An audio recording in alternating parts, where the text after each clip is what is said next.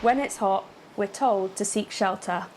But what if your home offers no escape? It's all night with 30.1, something like that, all these days.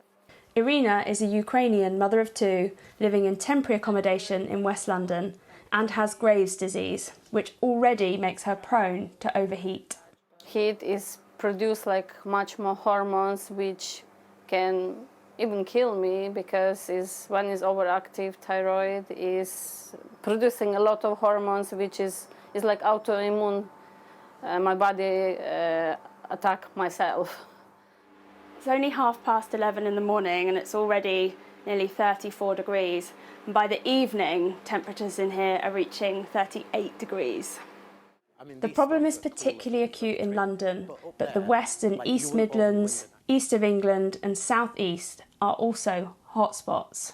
5,000 neighbourhoods in this country. That's about a third of this country, including 2,000 with severe deprivation. They have overlapping environmental injustices, and what we mean by that is this is where you live with air pollution, a lack of green space, where you live in some of the poorest housing, where you're more susceptible to flooding, water pollution. All of these things add up.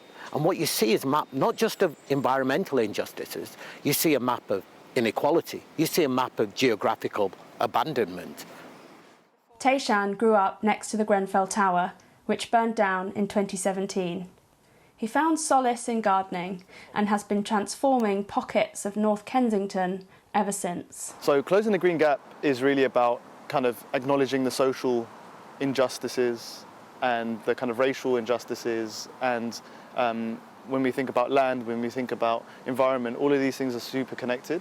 People sit around tables, make decisions based on who's deserving of what, and I think like Grenfell epitomised that.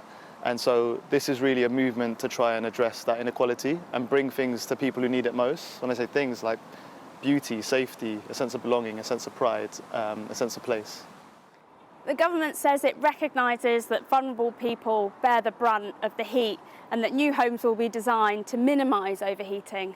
But most of our buildings have been designed to keep the heat in, and now pressure on the government to help us cope with a hotter climate is mounting.